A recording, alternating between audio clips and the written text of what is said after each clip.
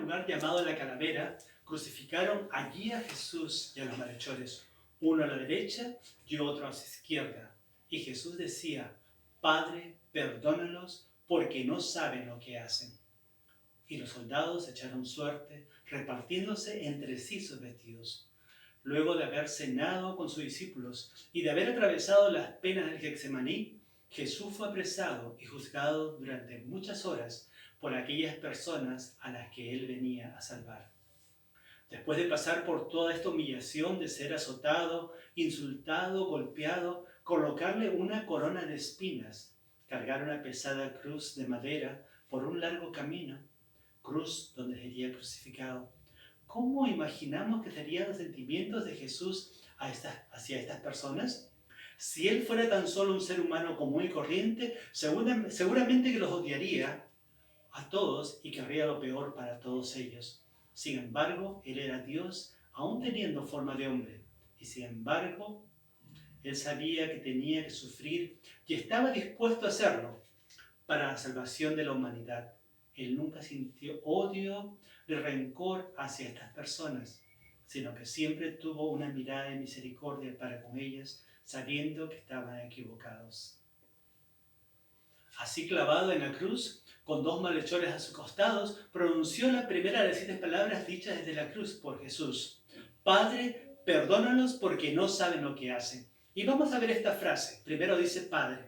Padre, a pesar de todo lo que estaba pasando, él reconocía que todo formaba parte de los planes de su Padre, el plan de salvación.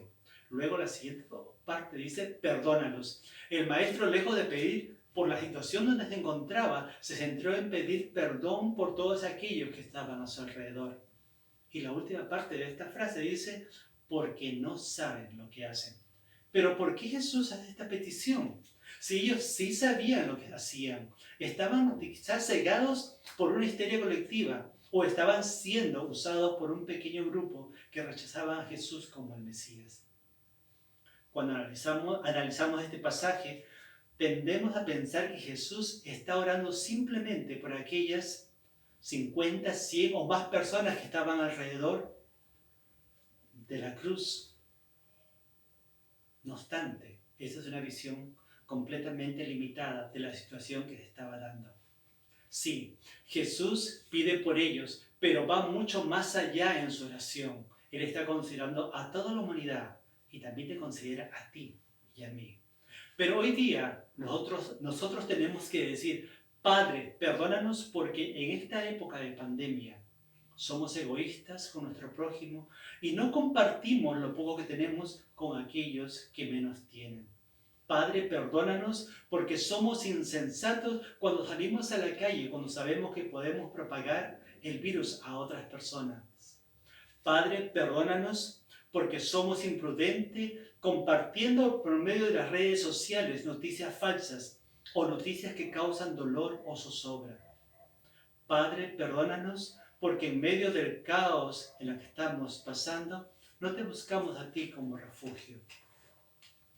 Solo nos queda decir: gracias, Señor, porque a pesar de todo, tú siempre estás dispuesto a perdonarnos y darnos la oportunidad de seguir adelante. Que Dios lo bendiga.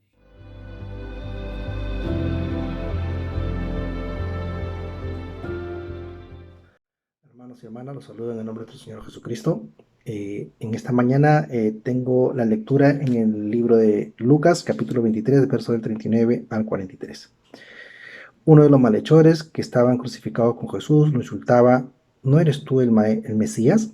Sálvate a ti mismo y también a nosotros.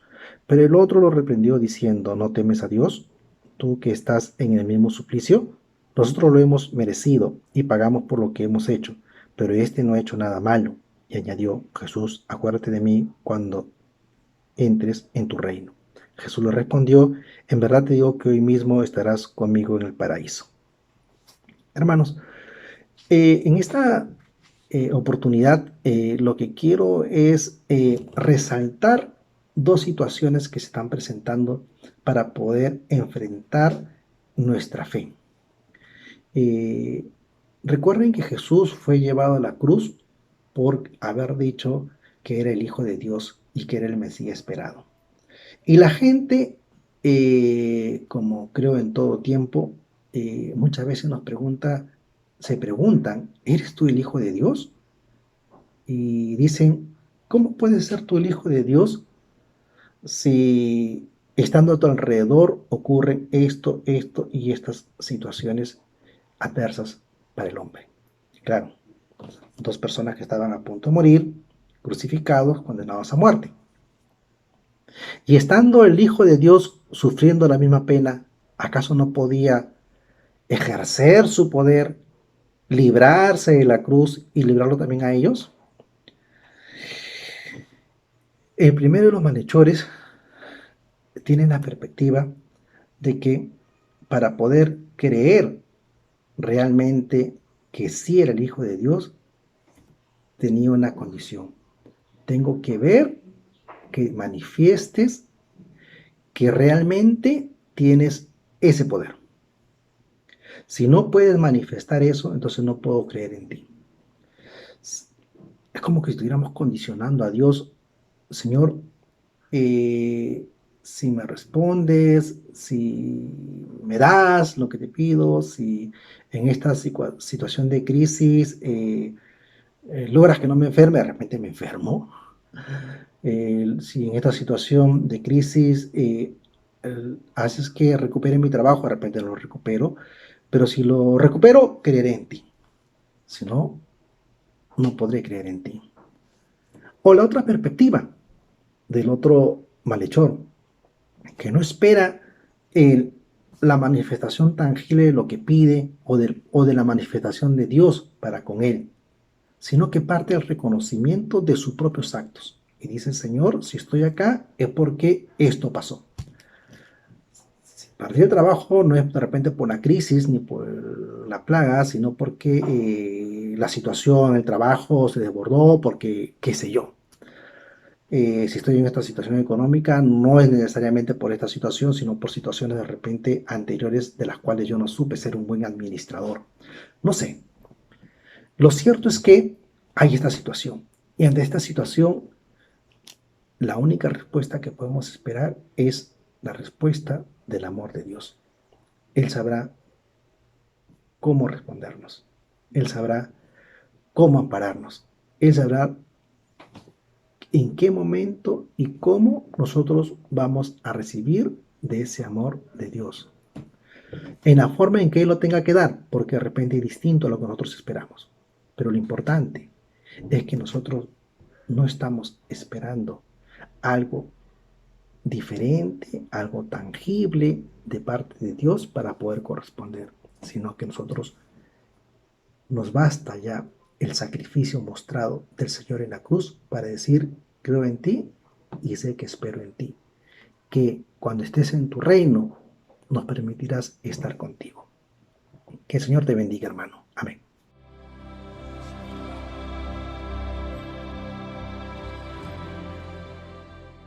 Buenos días, mis queridos hermanos. Los saludo en el nombre de nuestro Señor Jesucristo. El día de hoy me toca compartir con ustedes la tercera palabra de nuestro Señor en la cruz. Lo tenemos en el Evangelio de Juan, capítulo 19, versículos 26 y 27. Cuando vio Jesús a su madre y al discípulo a quien él amaba, que estaba presente, dijo a su madre, mujer, he ahí tu hijo. Después dijo al discípulo, he ahí tu madre. Y desde aquella hora el discípulo la recibió en casa. Es interesante poder darnos cuenta de lo que la palabra nos está mostrando. Jesús no llamó Madre a María en ese momento, la llamó mujer, tan igual cuando la llamó mujer en el momento que él estaba realizando el primer milagro en la boda de Caná. Esto no significaba que Jesús no la amase, no significaba que Jesús no tuviera preocupación por ella. Tal es así que él encomienda al discípulo amado a que cuide de ella. La escena que estamos viendo en la cruz no es una escena de una madre que está viendo morir a su hijo, sino es la escena de Jesús que está dando su vida y se muestra como Salvador del mundo, especialmente también como Salvador de María. Y hay que resaltar en esto que Jesús no era hijo único. José y María habían tenido hermanos, hijos e hijas. Y la palabra nos dice en Marcos 6:3, ¿no es este el carpintero, hijo de María, hermano de Jacobo, de José, de Judas y de Simón? ¿No están también aquí con nosotros sus hermanas? Y se escandalizaban de él. También nos dice en Juan 7:5, porque ni aun sus hermanos creían en él. Y en una oportunidad, cuando María y sus hermanos van a buscar a Jesús, Jesús les dice a los demás, porque todo aquel que hace la voluntad de Dios, ese es mi hermano, mi hermana y mi madre. Nos está mostrando una nueva forma de ver la familia. Jesús, ya en la cruz, se refiere a María como mujer y le recalca ahora, a través de ese sacrificio, que Él era su Salvador, era su Redentor, de la misma manera como nos dice a ti y a mí, Él es nuestro Salvador, Él es nuestro Redentor. Y en el sacrificio de Cristo podemos ver 3 razones por las cuales Jesús fortalece nuestra fe en este acto. Cuando le dice a María y al discípulo amado que cuide de ella, Jesús nos está mostrando el cuidado que tiene de su madre. Y el mismo cuidado que tiene de María, lo tiene con cada uno de nosotros, contigo y conmigo. Cuando está en la cruz, Jesús vela por las necesidades de su madre de ahora en adelante. Y de la misma manera, el Señor te está diciendo que velará por tu necesidad y por la mía. Y nos está mostrando la nueva familiaridad que Él quiere reflejarnos a través de este Evangelio, que Él está diciendo que ahora la iglesia es el conjunto de personas que están unidas por un lazo más fuerte que el lazo de sangre, que es el lazo de la sangre de Cristo. Y la iglesia ahora representa a la familia. Y por lo tanto nos llama a la reflexión que nosotros no debemos de desamparar a nuestras madres y a nuestros hijos y a nuestros hermanos de la fe, sobre todo en estos tiempos difíciles. La solidaridad y la misericordia que Dios ha puesto en nuestros corazones se tiene que poner de manifiesto en tu vida y en la mía. Hoy día nadie debe estar sin una familia que cuide de ellos en el cuerpo de Cristo. Que el Señor nos guarde, que el Señor nos siga bendiciendo, mis queridos hermanos.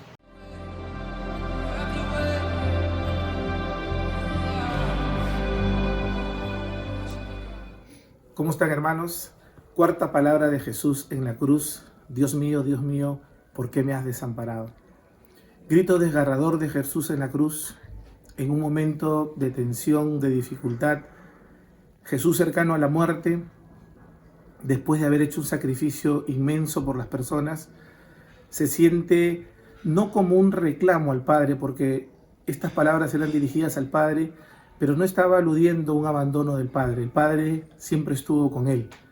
Lo que Jesús sentía era que sus amigos, sus discípulos, las personas con quien él caminó, las personas a quien él curó, las personas a quien él enseñó, no estaban en el momento más difícil con él.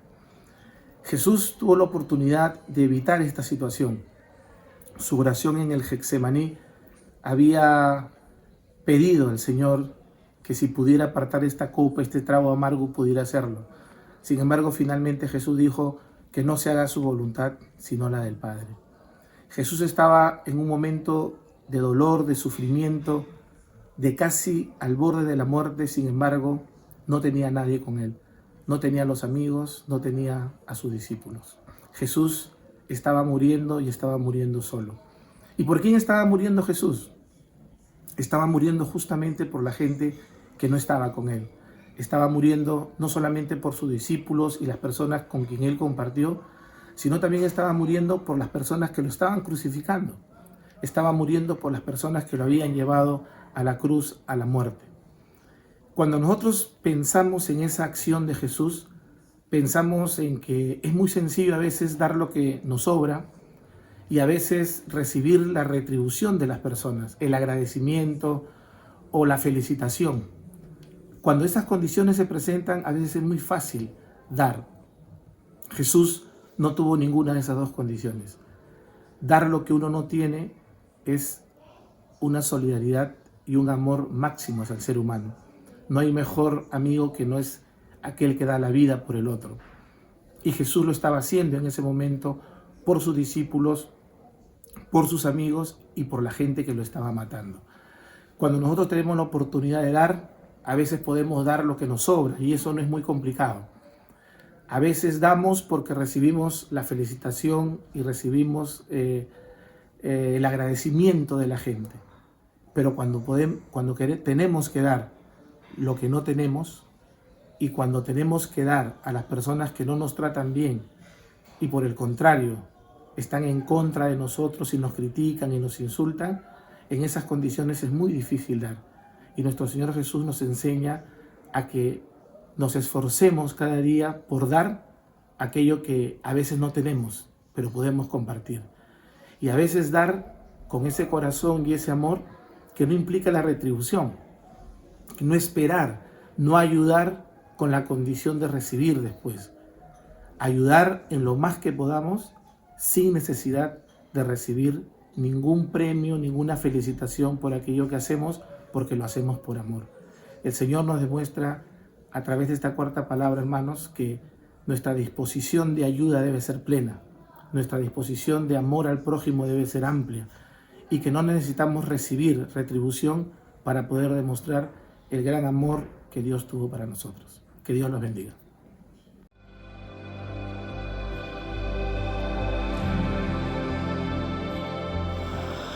¿Qué tal, hermanos y hermanas? Reciban un cordial saludo en el amor de Cristo, mío y de mi familia, esperando que se encuentren todos bien de salud, cuidándose unos a otros de esta terrible amenaza, el COVID-19, que nos mantiene en un estado de incertidumbre y preocupación. Doy gracias a Dios de poder reencontrarnos a través de este medio y poder compartir con ustedes la quinta palabra que expresó nuestro Señor Jesucristo en la cruz. Estamos celebrando la Semana Santa un tanto atípico por las circunstancias que nos toca vivir, pero el fervor y la fiesta en nuestros corazones no debe cambiar. Sigamos con este espíritu de regocijo por el significado de la muerte de Jesús en la cruz, ya que significó la salvación del hombre de la muerte y la aflicción. Leamos primeramente el pasaje bíblico que hace referencia a la quinta palabra de Jesús en la cruz. En Juan 19:28, versión Reina Valera, dice: Después de esto, sabiendo Jesús que ya todo estaba consumado, dijo: para que la escritura se cumpliese, tengo sed. El significado de esta palabra tiene muchas aristas. Podemos entenderla desde el contexto del que le tocó vivir a nuestro Señor Jesucristo y para el momento que nos toca vivir ahora a nosotros. Como sabemos, la sed es una necesidad básica, fisiológica, de supervivencia del ser humano, donde no podemos estar más de 3 o 5 días en promedio sin tomar agua. De lo contrario, nos podemos morir de deshidratación. Recordemos que nuestro Señor Jesucristo se encontraba en la agonía. Eran los últimos momentos antes de morir. Un día antes había sido apresado y juzgado, condenándolo a la muerte, y en camino a la cruz fue torturado, provocándole serias heridas y pérdida de sangre. El esfuerzo físico por cargar una cruz pesada lo tenía exhausto. El dolor provocado al ser clavado en la cruz de las manos y los pies era indescriptible y desesperante, agobiante. Y frente a esta situación extrema de sufrimiento físico y espiritual, nuestro Señor exclamó: tengo sed. Palabra que se dijo para cumplir la profecía señalada en el Antiguo Testamento. En Salmo 22:15 leemos: como un tiesto se secó mi vigor y mi lengua se pegó a mi paladar, y me has puesto en el polvo de la muerte. En Salmo 69:21 también dice: me pusieron además hiel por comida y en mi sed me dieron a beber vinagre. No olvidemos que en lugar de alcanzarle agua para aplacar la sed del Señor, se le alcanzó una esponja empapada de vinagre. En el plano espiritual, el Señor también tenía una sed y necesidad fundamental que lo tenía herido y triste hasta la muerte. Los hombres y mujeres por quien Jesús se inmolaba no creían en Él, no lo valoraban como el Cristo, el Hijo de Dios, y no se arrepentían de sus pecados. Se habían hecho más bien egoístas, autosuficientes, insensibles, incrédulos y falta de amor. por aquel hombre que sufría y moría por ellos y por toda la humanidad. Esa era la sed que agobiaba y demandaba a nuestro Señor en los últimos momentos de su vida en la cruz. Esa sed que demanda nuestro Señor Jesucristo solo va a ser aplacada si es que cambiamos, si es que creemos, si es que nos arrepentimos de nuestros pecados y aceptamos a Cristo como nuestro Señor y Salvador, como lo hizo en su momento al pedirle de beber a la mujer samaritana. Cristo quiere que vivamos con Él y como Él, que sigamos su ejemplo, que confiemos en Él, que vivamos una vida con sentido de amor y de justicia, amando al prójimo y también al que está lejos. Que miremos con los ojos de Cristo, siendo sensibles al dolor de los demás, procurándole su bienestar y que puedan formar parte del reino de Dios. Reino que está lleno de paz, amor, justicia, benevolencia, empatía, alegría, fe y esperanza en el Señor. Hoy en día que vivimos una situación de emergencia donde nos hace reflexionar de lo vulnerable que somos frente a la naturaleza y a la creación de Dios, solo nos queda esperar en el Señor y su pueblo. Ese pueblo donde Dios nos insta a amarnos y a animarnos en todo tiempo, y más aún en los tiempos difíciles. Solo un pueblo unido en el amor y esperanza en el Señor podremos salir adelante, victoriosos y fortalecidos más que nunca. Que el Señor nos siga bendiciendo, hermanos, y nos acompañe en todo este tiempo de cuarentena. Que esta Semana Santa nos haga reflexionar para acercarnos más a Él. También a nuestros hermanos, a nuestra familia y amigos. Y que siempre seamos nosotros una palabra de esperanza. Que el Señor los bendiga y recuerden, yo me quedo en casa. Hasta luego.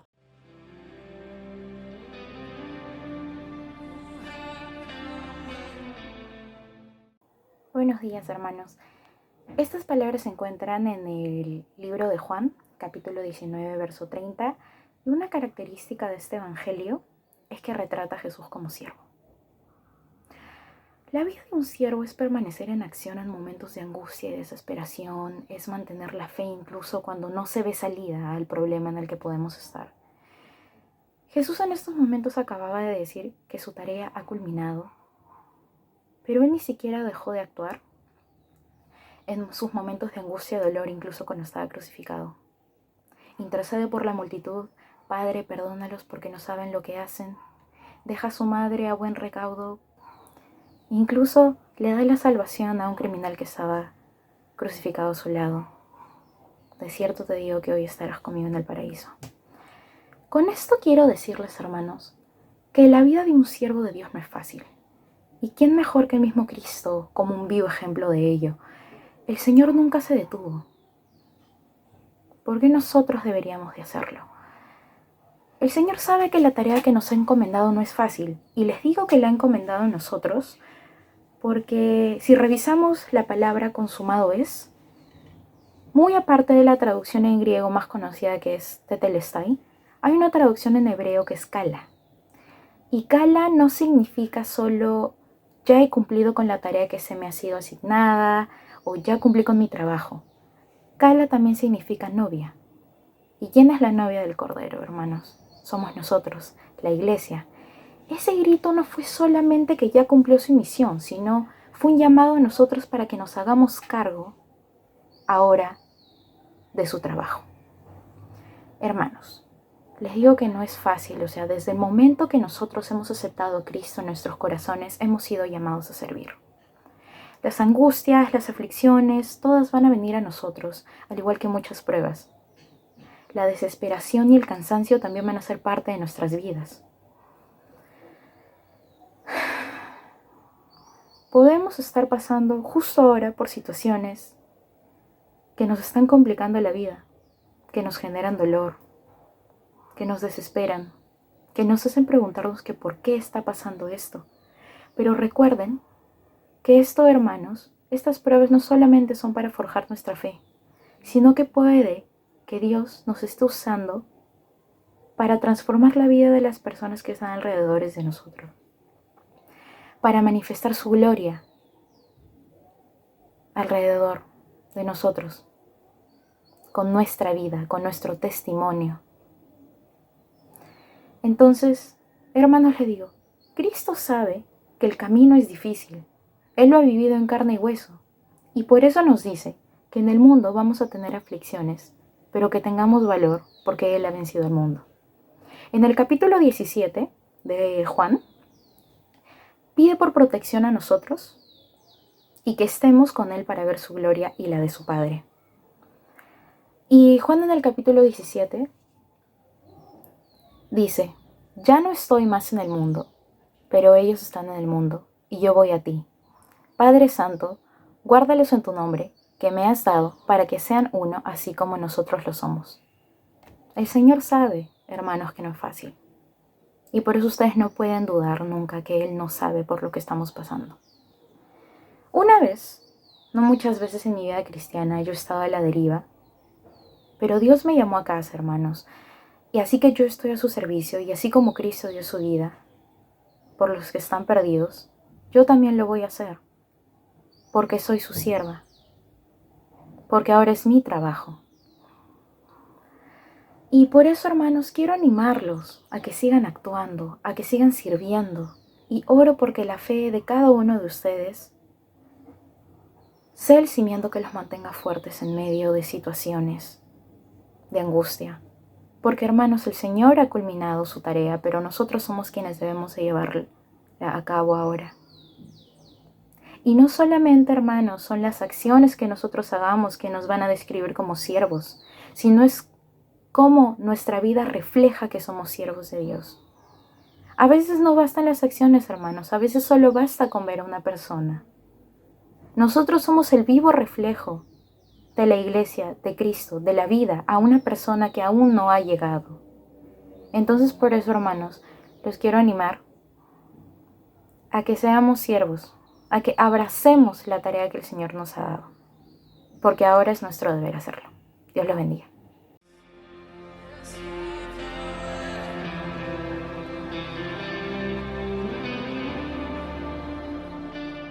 Buenos días, hermanos y hermanas. Los saludo en el nombre del Señor. La palabra que voy a decir ahora es la 7ª palabra, la última. Padre, en tus manos encomiendo mi espíritu. Y esa se encuentra en Lucas 23:46. Un grito de encargo, de confianza, de seguridad, de satisfacción, sabiendo que he hecho la voluntad, que he cumplido a la perfección, como estaba escrito. Significa una subordinación total hacia el Padre. Hay una relación, una correspondencia del amor divino, del Padre para con el Hijo. Había cumplido la gran tarea. Ahora le aguardaba el retorno al Padre. Tenía la certeza de que la encomienda, la promesa estaba hecha. Y es lo que nosotros también tenemos, esa promesa que en algún momento, con poder y gloria, vamos a volver al Padre. Está declarando una eternidad en la frase. Expresa que la muerte no termina con Él. Es un preámbulo de victoria, contundente sobre la muerte. Tiene una connotación de adoración. Eleva el espíritu hacia el Padre. Y es hermoso ver que Jesús vuelve a llamar a Dios Padre en forma íntima y personal. Quizás se ha usado la misma palabra Abba, ¿no? Como papá, papito, como un bebé llama a su padre. Es en ese sentido que Jesús llama a su papá Dios. Lo invoca para entregarle su espíritu. Y se cumple la profecía que dice en Salmo 22:8. Se encomendó a Jehová, líbrele él, sálvele, puesto que en él se complacía. Y al leer este relato, una pregunta surge en mi mente. ¿Tendría yo la valentía necesaria para enfrentar la muerte con tanta valentía? ¿Tendría yo la fe necesaria para enfrentar la muerte con tanta paz? ¿Podría yo expirar confiado en quedar en las manos de Dios? ¿Podría yo? ¿Podría usted? Este viernes nos recuerda un viernes de muerte. Jesús ha muerto por mis pecados, por tus pecados, por la humanidad. Pero en sus palabras finales, Jesús resume su obra salvífica. Ahora solo me resta invitar a usted a aceptar esa invitación que Jesús nos hace. a cambiar nuestra vida, a renovar nuestras promesas, nuestros votos, a aceptar su perdón y a caminar hacia un futuro de esperanza. Estamos viviendo un tiempo de incertidumbre, de no sabemos qué va a pasar más en el futuro, pero Jesús nos invita a tener esa comunión, a tener esa confianza y a decir: sí, Señor, te tengo a ti y en tus manos encomiendo mi espíritu. Y es interesante ver que esta lectura se cumple en el Salmo 31.5, porque en el Salmo 31.5, si me permiten leerlo, dice: en tu mano encomiendo mi espíritu, tú me has redimido, Jehová, Dios de verdad. Y esa es una frase que la vemos, normalmente los judíos hasta ahora, en la actualidad, lo repiten en sus oraciones vespertinas. Y Jesús en su agonía quizás no solamente dijo este versículo, sino quizás lo dijo todo. Y si los invito a leer el Salmo 31, que es una declaración de confianza. Y dice: en ti, Señor, me refugio, jamás sea yo avergonzado, líbrame en tu justicia, inclíname tu oído, rescátame pronto. Y creo que eso es. Jesús nos hace énfasis de una forma constante y continua que tenemos que encomendar nuestro espíritu. Y tenemos que depositar nuestra confianza, nuestra esperanza, a entregarle nuestro espíritu, dejárselo en custodia. Confío en que al depositar su alma, mi alma, en las manos de nuestro Padre Celestial, vamos a recuperar esa resurrección, esa renovación que estamos pidiendo ahora en estos momentos de angustia, de sosiego, de desazón. Y creo que lo que sucedió el tercer día nos demuestra que Jesús no confió en vano. Y nosotros estamos llamados ahora también a tener esa confianza. Dios los bendiga.